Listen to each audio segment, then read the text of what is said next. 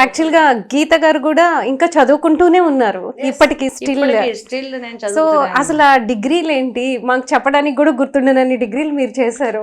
అంటే నాకు ఒకటి మా విశ్వనాథ్ గారు, నా హస్బెండ్ విశ్వనాథ్ గారు సహకారం, మా ఫ్యామిలీ అంతా. కానీ నాకు ఇంట్రెస్ట్ కూడా, నేను ఎప్పుడు కూడా చదవాలనేది, అంటే చదవడం ద్వారా నాకు నాలెడ్జ్ వస్తుంది, నాలెడ్జ్ ప్రజలకు ఉపయోగపడుతుంది అనేది నా ఇంట్రెస్ట్. అందుకే నేను మ్యారేజ్ అయ్యి సాధారణంగా మహిళలకి ఏమంటారు ఇప్పుడు పర్వాలేదు, కానీ ఇది వరకు నేను ఉన్న 80s దాంట్లో కూడా ఏంటంటే వివాహం విద్యనాశనం ఫస్ట్ ఎండ్ అయిపోయేది. ఏంటంటే మహిళలకి పెళ్ళి అయితే చదువు.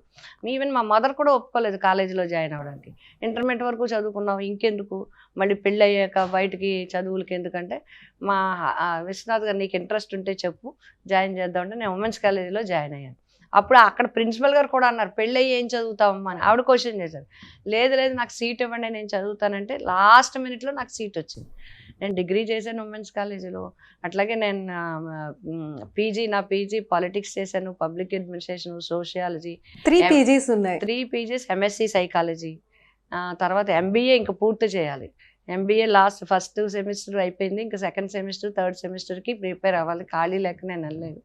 ఆ తర్వాత మళ్ళీ ఈ పిటిషన్స్ ఇవన్నీ చూసి, ఇవన్నీ నేను ఎవరికైనా సరే నా చేతితోనే, చాలా వరకు నా లెటర్స్ నా చేతితోనే రాసుకుంటాను.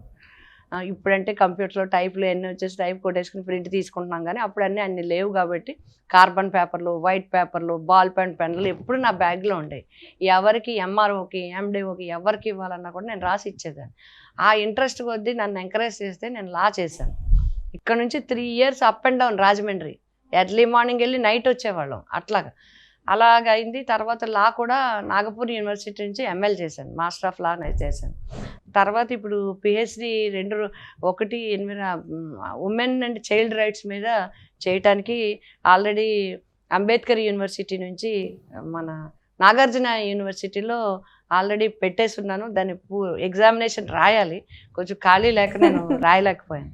ఇంకా చదువుతున్నాను. ఇంకా డిప్లొమాస్ కానీ లేకపోతే మీ సర్టిఫికెట్ కోర్సులు కానీ అవి ఇప్పుడు నేను చెప్పడానికి కూడా నాకు చాలా అవును. తర్వాత జిల్లా పరిషత్ చైర్మన్గా ఎర్రన్నాయుడు గారు అప్పుడు నన్ను ఇవన్నీ చూసి మొత్తం బోర్డ్ ఆఫ్ డైరెక్టర్స్ అందరూ కూడా వాళ్ళందరూ సజెస్ట్ చేసి she is the best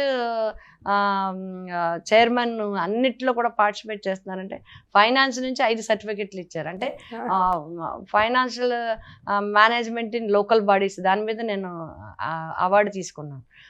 rural management, sanitation, drinking water, tank bund development, వీటన్నిటి మీద నేను పేపర్స్ సబ్మిట్ చేశాను. సబ్మిట్ చేస్తే నాకు సర్టిఫికెట్స్ చాలా వచ్చాయి ఎన్ఐఆర్డి. అందుకు చూసి ఎన్ఐఆర్డి నేషనల్ బోర్డులో నన్ను మెంబర్గా కూడా వేసుకున్నాను. నాకు ఇంట్రెస్ట్ అది. ఇప్పుడు నేను పార్లమెంట్లో స్టాండింగ్ కమిటీగా అప్పుడు కూడా నేను మన హెచ్ఆర్డి మెంబర్ ఎడ్యుకేషన్ తీసుకున్నాను. నేను చాలామంది అంటే సాధారణంగా వాళ్ళ ఇంట్రెస్ట్ కొద్దీ చాలా తీసుకుంటారు, బట్ నేను హోమ్ కమిటీ తీసుకున్నాను. ఎందుకంటే హోమ్ కమిటీలోనే చిల్డ్రన్కి